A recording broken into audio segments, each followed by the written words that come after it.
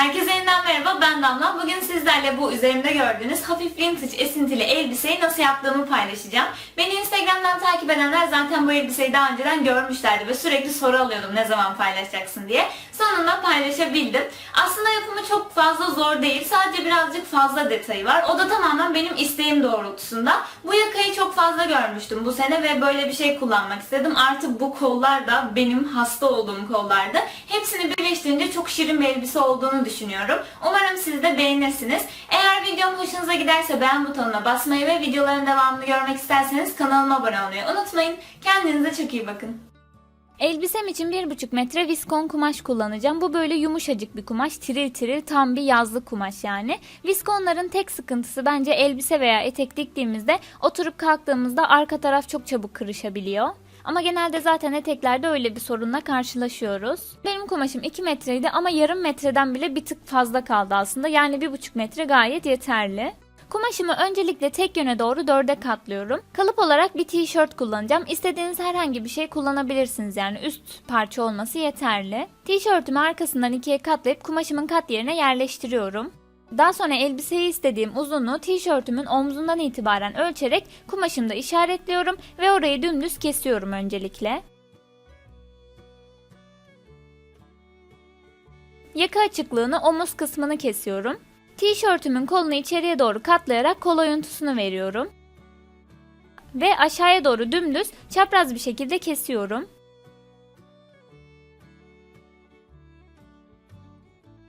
Etek ucunu da kenara doğru geldikçe hafifçe kıvırarak düzeltiyorum. Bunu çan eteklerde mutlaka yapmamız gerekiyor, yoksa kenarları kulakçık şeklinde durur. Parçalarımdan bir tanesini kenara ayırıyorum ve elimde kalan parçanın kol kısmını birazcık tıraşlıyorum. Ön parçada bunu yapmamız gerekiyor. Omuz kısmını da bir tık alıyorum. Ve yakasını da birazcık içeriden kesiyorum. Aslında ben V yakalı böyle dekolteli bir şey yapacağım. Ama şimdilik karar veremediğim için öylesine bir kesim yaptım. Daha sonra ön ve arka parçamı üst üste koyup omuzlarından dikiyorum. Diktikten sonra bu şekilde görünüyor. Şimdi bu kısmı bu şekilde açıyorum ve buraya kolumu keseceğim. Kumaşımı yine aynı şekilde tek yöne doğru 4'e katlıyorum. Ve tişörtümün kolunun kat yerini kumaşımın kat yerine yerleştiriyorum.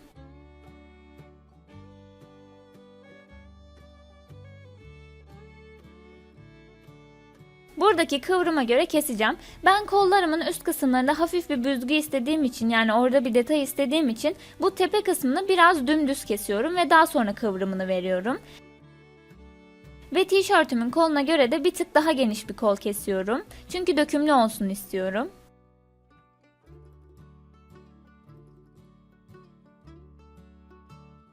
Parçalarımı kestikten sonra bu şekilde açıyorum ve bir kenarını birazcık tıraşlıyorum. Bu taraf ön tarafa denk gelecek. Parmağımla gösterdiğim yerlerden, yani kollarımın tepe kısımlarını en geniş dikiş adım uzunluğunda düz dikişle dikiyorum. Diktikten sonra alt ipi çekerek buraya büzgü oluşturuyorum. Normal büzgüleri de bu yöntemle yapabilirsiniz. Ama ben birazdan lastikle de bir büzgü göstereceğim. İstediğim yoğunluğa ulaştıktan sonra uç kısımlarını düğümlüyorum iplerimin. Şimdi sıra geldi buna elbiseme geçirmeye.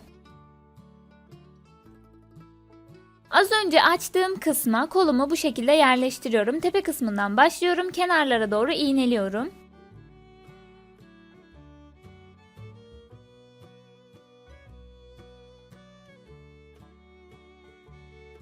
Buralardan da dikeceğim. Ben dikerken overlock makinesi kullanıyorum. Daha sonradan düz dikişle dikiyorum, viskon kumaş olduğu için. Ama siz direkt düz dikişle dikip kenarına sürfile çekebilirsiniz.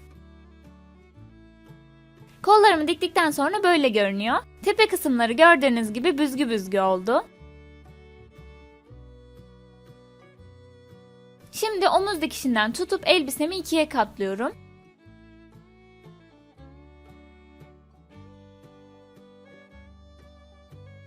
Ve kol altı ile kenar kısımlarını dikiyorum.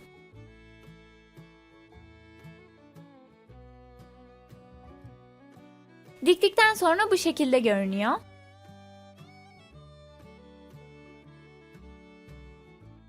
Şimdi yakasını açacağız. Direkt bir V yaka yapmak yerine yuvarlak yakanın bir kısmını kesip oradan bir dilim çıkarmaya karar verdim ve o şekilde V gibi görünsün istedim. Çünkü boynuna bir detay yapacağım ve onun boğazımı sarmasını istiyorum biraz. İstediğim genişlikte ve istediğim uzunlukta iğneyle işaretliyorum. Tabi bunu keserken mutlaka prova edin. Hatta yapmak istediğinizden bir tık daha kapalı yapın. Çünkü ben çok açık yapmışım gerçekten. Onun için ön tarafta bir dikiş yapmak zorunda kaldım. Birazdan göreceksiniz zaten.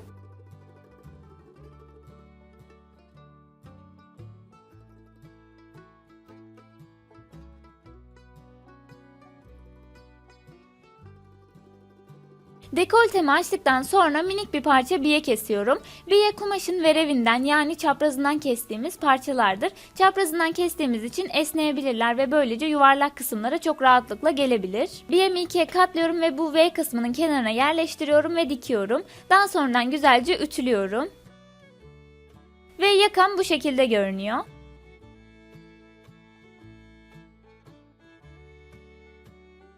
Şimdi boynundaki bağı yapacağız. Bunun için kabataslak bir ölçü aldım mezromla.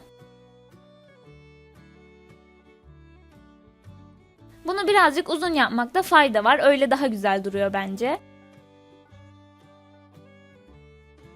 Bağlarımı olmasını istediğimden 4 kat daha geniş bir parça kesiyorum.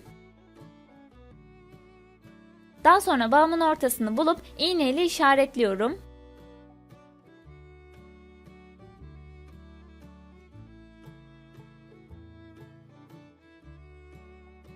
Aynı şekilde arka yakamın ortasını da işaretliyorum.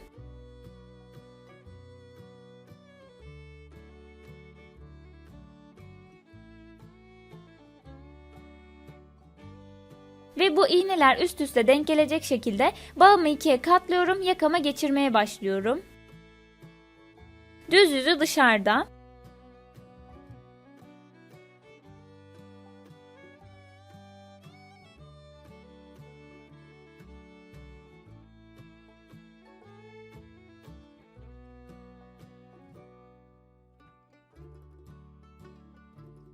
Ön tarafta dekoltenin başladığı yere kadar iğneliyorum.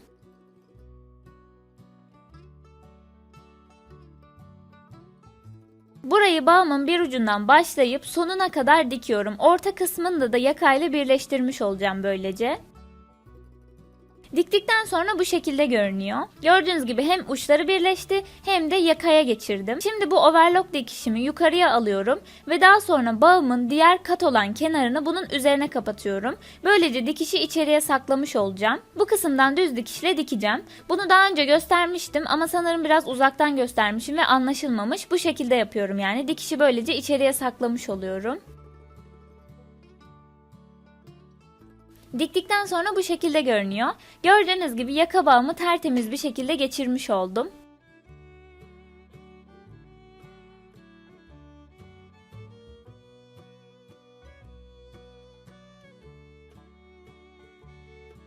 Kol uçlarımı 2 kez içeriye doğru kıvırarak düz dikişle dikiyorum. Diktikten sonra bu şekilde görünüyor. Şimdi kol kenarımdan yaklaşık bir 4-5 santim daha yukarıda olacak şekilde gip elastiği ile bu kısmı dikiyorum. Gip elastiğinin nasıl kullanıldığını sağ üst köşedeki videomda ayrıntılı bir şekilde anlatmıştım. Oradan bakabilirsiniz. Burayı eğer gip elastiği kullanmak istemiyorsanız bile mutlaka lastikle yapın. Çünkü kol tepesine yaptığım tekniği kullanırsanız kolunuzu buraya geçiremezsiniz ve patlar dikişiniz. Ve kollarım da bu şekilde görünüyor. Gördüğünüz gibi oldukça şirin bir görüntü var. Ben bunu kullanmayı çok istiyordum.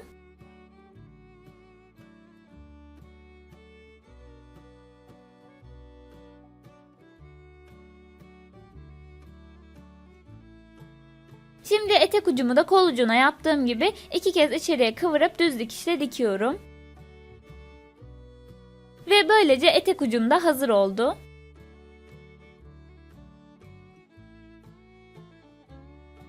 Şimdi gelelim elbisenin bel büzgüsünü yapmaya. Az önce söylediğim gibi dekolte çok açık olduğu için ön taraftan bir tık diktim ve bel kısmına kadar diktim. Hani orada büzgüyle onu da birazcık saklamış oldum. Siz de bu tarz şeyleri böyle kurtarabilirsiniz. Şimdi tam belimden yani dikişimin tam bittiği yerden tebeşirimle dümdüz çiziyorum. Burayı mutlaka çizin. Çünkü lastiği dikerken eğer güzel hizalayamazsanız çok kötü bir görüntü elde edersiniz.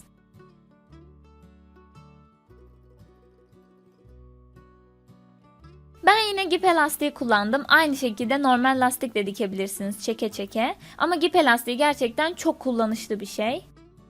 Ve bel büzgüm de bu şekilde görünüyor.